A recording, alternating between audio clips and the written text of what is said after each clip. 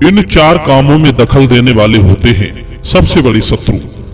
एक बार जंगल में सभी पक्षियों ने इकट्ठे होकर मंत्रणा की कि हे भाइयों, हम सब पक्षियों के राजा तो गरुड़ जी महाराज हैं, पर गरुड़ जी से हमें कोई लाभ नहीं है।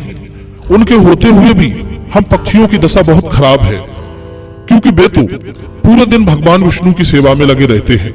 हम लोगों को देखने के लिए उनके पास समय ही नहीं है। ऐसे राजा से क्या फायदा जो संकट में हमारी रक्षा भी न कर सके। शिकारी लोग आते हैं और अपने जाल में हमें फंसा कर ले जाते हैं। कहते हैं ऐसा राजा के रूप में काल के समान होता है, जो दूसरों से पीड़ित डरे हुए जीवों की रक्षा नहीं करता। जैसे बिना माझी की नौका होती है, उसी तरह जहां का राजा अच्छा नेता नहीं होता, वहां की प्रजा का नाश होता है। कहते हैं उपदेश न देने वाला आचार्य, मंत्रोच्चारण न करने वाला होता, कड़वा बोलने वाली पत्नी, वन में रहने की इच्छा करने वाला नाई और रक्षा न करने वाला राजा, इनका त्याग करने में ही भलाई है। पक्षी कहने लगे, हमें यदि किसी समस्या का समाधान कराना हो तो हमें हिंसक सिंह के पास जाना पड़ता है। इसलिए आज हमने निर्णय लिया है कि हम पक्षियों में से ही एक नए राजा का चुनाव करेंगे। अब प्रश्न उठा कि हमारा नया राजा कौन होना चाहिए, जो हमारी समस्याओं को ठीक से सुने, समझे और पक्षियों को मान सम्मान दिलाने का काम करे। इस प्रकार सभी पक्षियों की सहमति से उल्लू को राजा बनाने की बात ठहरी, क्योंकि उल्लू लक्ष्मी जी का वाहन है।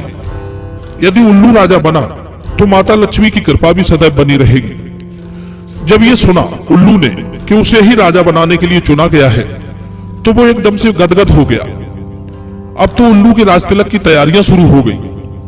कोयल गाने लगी, मोर नाचने लगी, कई तीर्थों का जल मंगाया गया, कई प्रकार की जड़ी बूटियों की सामग्री बनाई गई। मुर्गा ने मिट्टी खोदकर हवन कुंड तैयार किया। एक वृक्ष की डाल को सिंहासन बनाया गया, जिस पर तरह तरह के रंग बिरंगे रेशमी वस्त्र लपेटी गई। सब तरह के साजो श्रृंगार कर लिए गए। उल्लू महाराज राजतिलक के लिए सिंहासन पर बैठने वाले थे। उल्लू की पत्नी कृकालिका भी रानी बनने के लिए सजी धजी तैयार खड़ी थी। गाजे बाजे के साथ उल्लू का राजतिलक होने वाला था। उसी समय कहीं से एक कौवा आ गया। कौवे ने देखा कि यहाँ पर बहुत बड़ा भारी उत्सव हो रहा है। इस उत्सव की वजह क्या है? तो पता चला कि समस्त पक्षी मिलकर उल्लू को पक्षियों का नया राजा बनाने जा रहे हैं। कौवा एकदम से चीखा और सब ढोल नगाड़े बंद करा दिए। कहने लगा, हे भाइयों, इतना बड़ा उत्सव हो रहा है, पर मुझे क्यों नहीं बुलाया गया? क्या मैं पक्षी समुदाय का प्राणी नहीं हूं? कौवा की बात न्याय संगत मानकर कुछ पक्षी बोले, अरे काक महोदय, आपको आमंत्रित करना तो हम भूल ही गए, हमें क्षमा करना, और जब आप आ ही गए हो तो अपने विचार भी प्रकट करो। कौवा ने देखा कि उल्लू को राजा बनाया जा रहा है। यह बात उसे बिल्कुल भी नहीं जची। वो इस बात से बहुत नाराज हुआ। कहने लगा, अरे भाइयों, क्या तुम्हारा दिमाग खराब हो गया है जो उल्लू को राजा बनाने जा रहे हो? तुम्हारे समुदाय में तो मोर, हंस, कोकिल, चकवा, तोता, हारिल, सारस जैसे अनेक सुंदर और योग्य पक्षी हैं। फिर भी उनमें से राजा न बनाकर इस दिन के अंधे और बदसूरत पक्षी का राज्याभिषेक करने जा रहे हो। तुम्हें पता है कि यह उल्लू किसी भी तरह से राजा बनने योग्य नहीं है। बड़ी बड़ी भयानक आंखें और टेढ़ी नाक का चेहरा कितना कुरूप लगता है। ऊपर से गुस्से में होने पर तो ये साक्षात यमराज ही लगेगा। दूसरी बात, इसे दिन में दिखाई नहीं देता है। अगर कभी कोई जरूरी काम पड़ गया, कोई समस्या आ गई, तो हमें तो रात होने की प्रतीक्षा करनी पड़ेगी, क्योंकि जब इसे दिखेगा तभी तो हमारी फरियाद सुनेगा। एक तो गरुड़ जी पहले से ही हम सबके राजा हैं, उनके होते हुए हमें क्या जरूरत पड़ गई दूसरा राजा बनाने की। कहते हैं एक ही तेजस्वी राजा पृथ्वी के लिए हितकारी होता है। बड़ों का नाम ही काफी होता है। राजाओं के गुण इस प्रकार होते हैं। पहला, दुष्टों का निग्रह करना। दूसरा, दान देना। तीसरा, प्रजा का परिपालन करना। चौथा, राजसूय यज्ञ आदि करना। पांचवा, न्यायपूर्वक खजाना बढ़ाना। छठवां, राजाओं से कर वसूल करना। सातवां, शत्रुओं का मान मर्दन करना। आठवां, बार बार राज्य को बढ़ाना। ये 8 प्रकार के राजाओं के आचरण होते हैं। जिन राजाओं ने सेना नहीं बढ़ाई, राजाओं को कर देने वाला नहीं बनाया, प्रजाओं का भली भांति पालन नहीं किया, वे बांझ तिल के समान अर्थात तेल रहित तिल के समान होते हैं।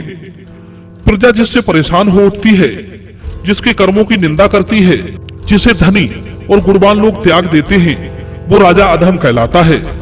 जो राजा हमेशा बुद्धिमान लोगों से द्वेष रखता है, धोखेबाज लोगों से खुश रहता है एवं अपने दुर्गुणों को नहीं समझता है, वो अपने नाश का कारण स्वयं बन जाता है। एक दुर्गुण ही अपयश फैला देता है, तो क्या अनेक होने पर नहीं फैलाएगा? इस उल्लू में तो अनेक प्रकार के दुर्गुण हैं, इसलिए इस उल्लू को राजा बनाकर हम बहुत बड़ी भूल कर रहे हैं। मित्रों, कौवा की बात सुनकर सभी पक्षी धीरे धीरे कानाफूसी करने लगे। कोई कहने लगा, भाई कौवा की बात भी हमें सही मालूम पड़ती है। पक्षियों में कौवा, मनुष्यों में नाई, पशुओं में सियार बहुत ही चतुर होते हैं। ऊपर से श्री राम जी के वरदान से कौवा भूत भविष्य और वर्तमान की घटनाओं को समझने वाला होता है, इसलिए कौवा की बात मानकर हमें उल्लू का राज तिलक नहीं करना चाहिए। मित्रों, अब तो धीरे धीरे सारे पक्षी एक एक करके वहां से खिसकने लगे। कुछ ही देर में वहां कोई भी पक्षी नहीं रहा। उल्लू अपनी पत्नी कृकालिका के साथ अकेला ही वहां बैठा रह गया। जब किसी तरह का शोरगुल वहां नहीं सुनाई दिया, तो उल्लू ने अपनी पत्नी से पूछा कि हे प्रिय, हमारे राज तिलक में इतनी देरी क्यों हो रही है और ये पक्षियों का शोरगुल सुनाई क्यों नहीं दे रहा है? कृकालिका ने बताया, महाराज, एक कौवे ने आकर रंग में भंग डाल दिया है। सारे पक्षी यहाँ से जा चुके हैं, केवल मैं और आप ही यहाँ पर बैठे हैं। मित्रों, यह सुनकर उल्लू की खुशी दुख में बदल गई। वो दांत पीसता हुआ कौवा को भला बुरा कहने लगा, रे कौवा, मैंने तेरा क्या बिगाड़ा था जो तूने मेरे राज्य अभिषेक में विघ्न डाल दिया? जा, आज से तेरा मेरा पुष्ट दर पुष्ट का बैर हो गया। कहते हैं बंधुओं, तीर से विदा हुआ और तलवार से कटा हुआ घाव फिर से भर जाता है, पर कड़वे वचनों का घाव कभी नहीं भरता। आज भी अगर उल्लू को कौवा दिख जाए तो वो उसे मारने के लिए झपटता है। कहते हैं, इन 4 स्थानों पर दखल देने वाला सबसे बड़ा शत्रु लगता है। पहला, किसी प्रेमी प्रेमिका के मिलन के बीच जो बाधक बनता है, वो व्यक्ति उनका सबसे बड़ा शत्रु बन जाता है। दूसरा, किसी चोरी करते हुए व्यक्ति के कार्य में जो बाधक बनता है, वो उस समय उसका सबसे बड़ा शत्रु होता है। तीसरा, किसी धन व्यापार से संबंधित कार्य में बाधा पहुंचाता है, वो भी उसके लिए शत्रु के समान दिखता है। चौथा, कोई व्यक्ति यदि किसी तरह के स्वार्थ पूर्ति में बाधक बनता है, किसी को मिलने वाले पद को न मिलने देता है, तो वो भी सबसे बड़ा शत्रु बन जाता है। एक बात और, बड़ों से दोष करने पर मृत्यु मिलती है, शत्रु से द्वेष करने पर धन का नाश होता है, राजा से द्वेष करने पर सर्वनाश होता है और दीनहीनों से दोष करने पर कुल का नाश हो जाता है। लोभियों के लिए भिखारी, मूर्खों के लिए उपदेश देने वाला और व्यभिचारिणी स्त्री के लिए उसका पति, चोरों के लिए चंद्रमा उनका दुश्मन होता है।